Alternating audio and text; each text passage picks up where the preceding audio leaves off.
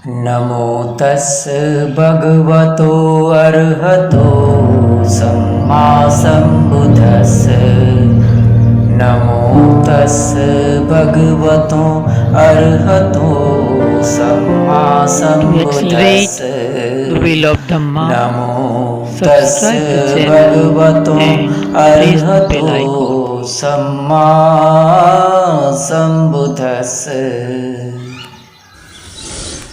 विश्व वंदनीय भगवान तथागत सम्यक संबुद्ध के चरणों में त्रिवार अभिवादन। हमारे पथ प्रदर्शक बोधिसत्व भारत रत्न डॉक्टर बाबा साहब भीमराव आम्बेडकर और इस चैनल व्हील ऑफ धम्मा को देख रहे सभी उपासक उपासिकाएं, आज का यह वीडियो बहुत ही महत्वपूर्ण विषय पर है।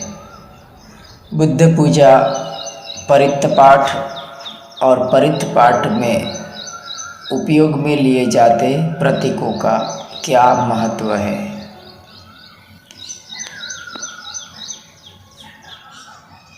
धम्म के क्षेत्र में प्रतीकों का बहुत महत्व होता है। प्रतीक हमें प्रतीति कराता रहता है कि हमें क्या करना है, क्या नहीं, कैसे जीना है। प्रतीकों का यही उद्देश्य होता है। आदमी स्वभावतः भुलक्कड़ और भटकने का गुण वाला होता है। अपने स्वभाव को भूल जाता है, स्वभाव से भटक जाता है, हेतु को भूल जाता है। स्वभाव को बार बार याद दिलाने के लिए प्रतीकों का ख्याल पैदा हुआ है। हमारे मुख्य उद्देश्य को याद दिलाने के लिए प्रतीकों का आविष्कार हुआ है। प्रतीक हमें प्रतीति कराता रहता है कि हम कौन है, हमें क्या करना है, कैसे जीना है। धम्म के क्षेत्र में प्रतीक क्या है? यहाँ से बुद्ध धम्म में प्रचलित बुद्ध पूजा और वंदना का क्षेत्र शुरू होता है। हम बुद्ध धम्म के अनुसार पूजा वंदना रखते हैं, पूजा वंदना करते हैं या भिक्षु के द्वारा करवाते हैं। इसका क्या महत्व है और कैसे करनी चाहिए बुद्ध पूजा और वंदना? धम्म का क्षेत्र हमेशा से नीरस रहा है, इसीलिए अधम्म हमें आकर्षित करता है। धम्म के पास आकर्षण पैदा करने के जो उपाय है वे सब बेअसर है। धम्म के पास इतना असरकारक आकर्षण नहीं है जितना कि अधम्म के पास है। अधम्म तुम्हें किसी न किसी बहाने खींच ही लेगा। तरह तरह की तरकीबें करके तुम्हें धम्म से भटका देगा। हमारा समय कहाँ और कैसे गुजरता है, इस बात से तय होगा कि हमारे ऊपर किसका आधिपत्य चल रहा है, धम्म का या अधम्म का। गप्पे लड़ाना अच्छा लगेगा, चेस खेलना अच्छा लगेगा, क्रिकेट खेलना अच्छा लगेगा, मूवी तमाशा देखने में मज़ा आएगा। तमाम प्रवृत्तियां हमें अच्छी लगेगी, सिर्फ धम्म की प्रवृत्ति को छोड़कर। जैसे ही धम्म की प्रवृत्ति की बात आएगी, हम बोलेंगे यह तो बेकार का क्रियाकांड है, अंधश्रद्धा है। यह मैं या आप नहीं बोल रहे हैं, यह हमारे भीतर स्थित अधम्म रूपी मार बोल रहा है। हम उसके ही आधिपत्य तले जी रहे हैं। हकीकत में हम जो कर रहे हैं वो सब क्रियाकांड या अंधश्रद्धा ही है। हम क्या कर रहे हैं? खेल तमाशा देख रहे हैं, मूवी देख रहे हैं, चेस खेल रहे हैं, घंटों तक एक दूसरे के साथ गप्पे लड़ा रहे हैं, नाच रहे हैं, गा रहे हैं, क्या इससे हमेशा के लिए हम सुखी बन जाएंगे? नहीं बनेंगे ना। जिन जिन विषयों में हम परमानेंट सुख की तलाश कर रहे हैं और परमानेंट सुख नहीं मिलता है, तो वो कर्मकांड और अंधश्रद्धा ही हुआ ना। यह तो हमारा अंधा विश्वास ही हुआ ना पदार्थ पर। जरूर है थोड़ा फ्लेक्सिबल बनने की, जरूर है थोड़ा नरम बनने की। धम्म की कुछ बातों को समझकर जीवन में उतारेंगे तो हमारा मानस बदलेगा, हमारा में सकारात्मकता आएगी, समाज परिवार में एकता आएगी। प्रतीक हमें प्रतीति कराता है कि हमें क्या करना है, कैसे जीना है। बुद्ध पूजा वंदना में हम कौन कौन से प्रतीक इस्तेमाल करते हैं और ये क्या संदेश देते हैं, आइए इसे समझते हैं। हम वैसे ही बन जाते हैं जैसे हमारी सोच होती है, और आगे भी हम वैसे ही बनेंगे जैसी हम सोच रखेंगे। हमारी सोच की गुणवत्ता निर्भर करती है उस वातावरण पर जिसमें हम जी रहे हैं। बुद्ध पूजा वंदना में प्रतीकों के रूप में बुद्ध की प्रतिमा मुख्य होती है। इसके अलावा धूपसली, मोमबत्ती, फल, गुलाब जल, सूती धागा, फल और धम्म के ग्रंथ इत्यादि होते हैं। यह सिर्फ बुद्ध धम्म की बात नहीं है, कोई भी धर्म के संस्थान में जाकर देख लीजिए, यह सब देखने को मिलेगा। हिंदू मंदिर में जाओ, जैन मंदिर में जाओ, गुरुद्वारा, चर्च, मस्जिद, सब जगह आपको ये प्रतीक देखने को मिलेंगे। आखिर बात क्या है? क्या रखा है इन प्रतिमा में? क्या रखा है इन मोमबत्ती, धूपसली, फूल, फल, धागे इत्यादि प्रतीकों में? सवाल उठना लाजमी है। जिसके साथ हम समय गुजारते हैं उसके साथ हमारा मानस बंधता जाता है। धीरे धीरे हम उसके जैसे बनते जाते हैं, उसके गुण हमारे भीतर आने लगते हैं। यहाँ आपको एक होमवर्क देता हूँ। कभी एक माली को मिलना और एक हथियार बनाने वाले को मिलना, दोनों की वाणी वर्तन को ऑब्जर्व करना और आपका अनुभव मुझे शेयर करना। अगर आप ध्यान में आगे बढ़ना चाहते हैं तो एक सुंदर प्रतिमा के सामने रोज बैठिए, उसके सामने थोड़ी देर देखते रहिए। अनायास ही आपको उसके गुणों का स्मरण आने लगेगा और वे गुण धीरे धीरे आप में आने लगेंगे। जो हम बनाते हैं वो हम बनते हैं, जो हम देते हैं वो हम पाते हैं। किसी को आदर सम्मान देकर आदर सम्मान पाया जाता है, प्यार देकर प्यार पाया जाता है, धन देकर धन पाया जाता है। जो हमें अच्छा लगता है वो एक चुंबक बनता जाता है। पहले वो हमें आकर्षित करता है और फिर वही चुंबक के गुण हम में आने लगते हैं। पहले आदमी को डॉक्टर का पद आकर्षित करता है, फिर डॉक्टर बन जाता है तो वो दूसरे को डॉक्टर बनने के लिए आकर्षित करने लगता है। यह आकर्षण का सिद्धांत है। प्रतीकों में यही सिद्धांत काम करता है। हमारी काया 5 स्कंदों से बनी है: रूप, वेदना, संज्ञा, संस्कार और विज्ञान। रूप के क्षेत्र में 5 धातुएं, 6 इंद्रियां और उनके विषयों का समावेश होता है: आँख, कान, नाक, जीभ, त्वचा और मन। और उनके विषय रूप, शब्द, गंध, रस, स्पर्श और दम्भ। चलिए समझते हैं कि किस प्रतीक को किसके साथ संबंध है और कैसा संबंध है। और वो हमें क्या संदेश देते हैं। बुद्ध प्रतिमा को मन और धम्म के साथ गहरा संबंध है। मोमबत्ती को आंखों के विषय रूप के साथ संबंध है। धूपसली को नाक के विषय गंध के साथ संबंध है। फूल को त्वचा के विषय स्पर्श के साथ संबंध है। फल को जीभ के विषय रस के साथ संबंध है।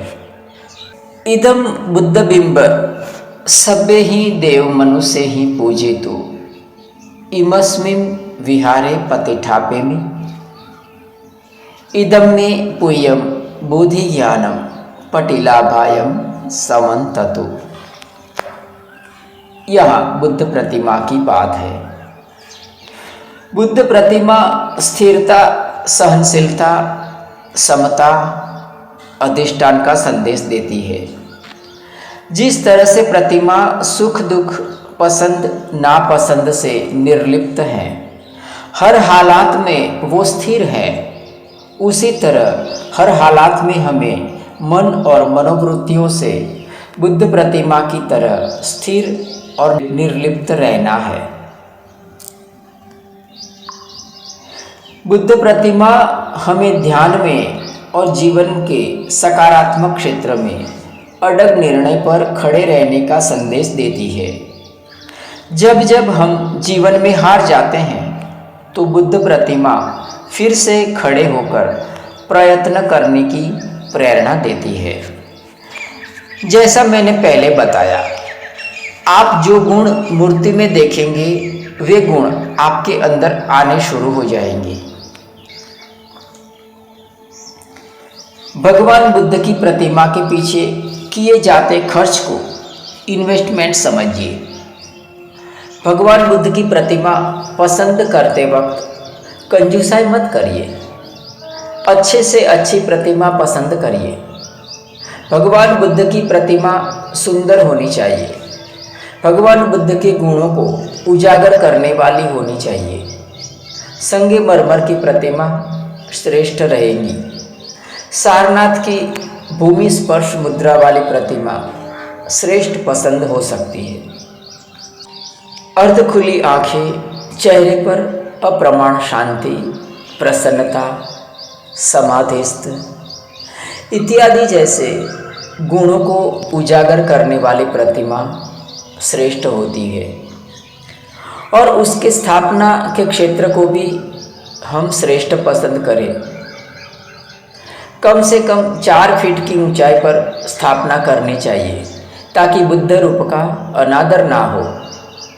जितना हो सके उतना बुद्ध रूप और उसके स्थान को आकर्षक मन भावन बनाए। यह हमारे मानस को सकारात्मक बनाने में सहायक बनेगा। इस बात पर से हमारी भगवान बुद्ध और उनके धम्म के प्रति आदर और श्रद्धा जाहिर होती है। उसी तरह मोमबत्ती है। घन सारप देतेन दीपेन तमधंसिना तिलोक दीप संबुद्धम पूजयामि तमोनुदम। मोमबत्ती ज्ञान की रोशनी की तरफ संकेत करती है। अंधेरा कितना दुखदायक होता है, इस बात को सूरदास से अच्छा कोई नहीं बता सकता। थोड़ी मिनट आंख बंद करके बाहर टहलिए, पता चल जाएगा कि अंधेरा कितना पीड़ादायक है। थोड़ी देर बिजली चली जाती है तो कैसा महसूस होता है। लोग कितनी आहें भरते हैं और बिजली वापस आती है तो हम कितनी खुशियां जाहिर करते हैं। बच्चे खुशी के मारे झूम उठते हैं। हम सबको एडिसन का आभार मानना चाहिए। दीवार पर एडिसन की तस्वीर रखनी चाहिए और कभी कभी अंधेरा करके एडिसन को सलामी भी देनी चाहिए, जिसने बिजली के बल्ब का आविष्कार किया है। दुख का मूल कारण अज्ञानता है। अज्ञानता अंधेरे का सूचक है और ज्ञान रोशनी का। मोमबत्ती स्वयं जलकर मिट जाती है, लेकिन मार्ग को रोशन कर जाती है। मोमबत्ती को देखकर हमारे मन में ख्याल आना चाहिए कि हमारा जीवन भी मोमबत्ती की तरह हो, निस्वार्थ और न्याय भावना से लोगों को सही मार्गदर्शन करें। धूपसली गंध संभारयुतेन धूपेनाहं सुगंधिना पूजये पूजनीयन्तं पूजा भाजनमुत्तमम् सुगंधिकाय वदनम् अनंतगुणगंधिना सुगंधिनाहं गंधेनं पूजयामि तथागतम्। धूपसली सुवास की तरफ संकेत करती है। धूपसली स्वयं मिटकर सुवास बिखेरती है, आसपास के वातावरण को तरोताजा कर जाती है। यह सुवास सदाचार की तरफ संकेत करती है, शीलों की तरफ संकेत करती है। चंदनम तगरम वापी उपलम अथवस्सिकी एतेसम गंधजातानम शीलगंधो अनुत्तरो शीलगंधो अनुत्तर। तगर और चंदन की गंध, कमल और चमेली की गंध, इन भिन्न भिन्न सुगंधियों से शील की गंध सबसे अधिक श्रेष्ठ होती है। जब भी धूपसली को देखे, अगरबत्ती को देखे, तो हमारे मन में ख्याल आना चाहिए कि हमारा आचरण धूपसली जैसा हो, स्वयं मिटकर भी लोगों का भला कर जाए, लोगों की सुख शांति का कारण बने।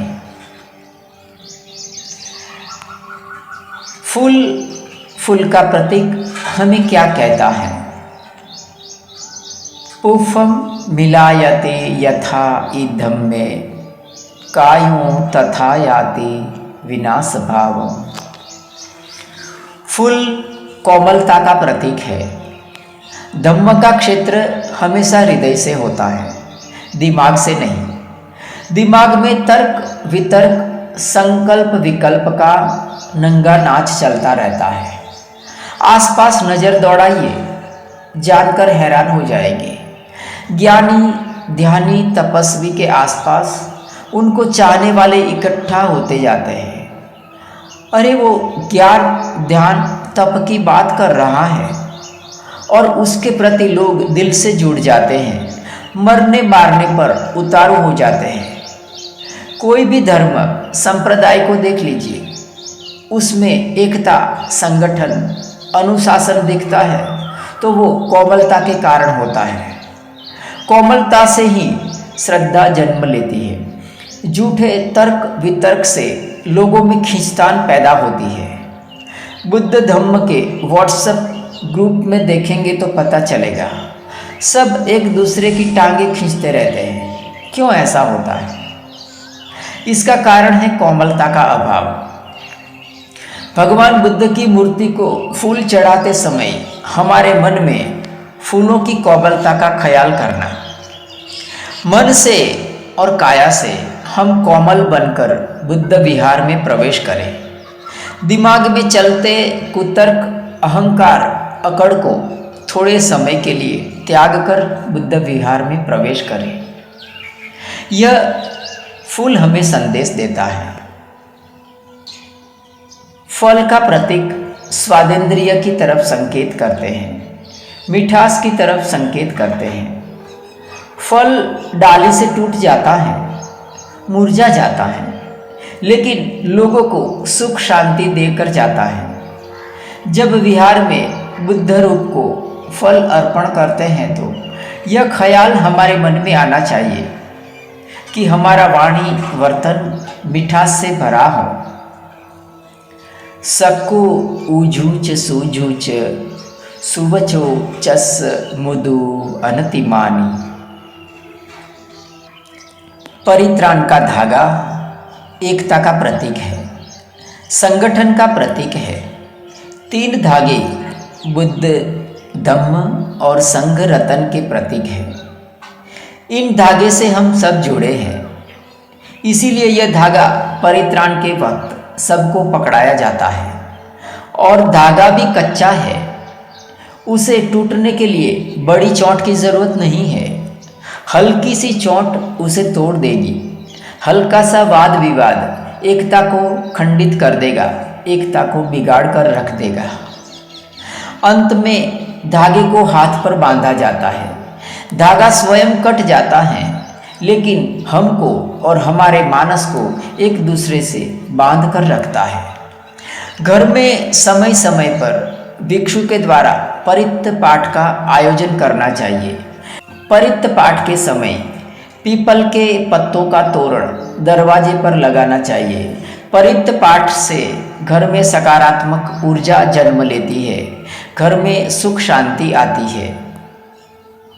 धम्म को उजागर करने, धम्म की सुरक्षा संवर्धन करने के लिए, धम्म से जुड़े रहने के लिए, बाबा साहब के कार्य को आगे बढ़ाने के लिए समय समय पर भंते जी के द्वारा परित्त पाठ का आयोजन करवाना चाहिए, जिसमें सूत्र का सुस्पष्ट उच्चारण हो, जिसको पाली भाषा का ज्ञान हो, जो शीलवान हो, अंतर्मुखी हो, जिसका वाणी वर्तन मृदु और सरल हो। इस तरह करवाया गया परित्त पाठ से धम्म में सकारात्मकता जन्म लेती है, परिवार में सुख शांति आती है। तो आज इतना ही रखते हैं, फिर मिलेंगे कभी दूसरे वीडियो में। चैनल को देख रहे सभी उपासक उपासिकाओं के लिए खूब खूब मंगल कामना। सबका मंगल हो, सबका मंगल हो, सबका मंगल हो। To accelerate the wheel of Dhamma, subscribe the channel and press the bell icon.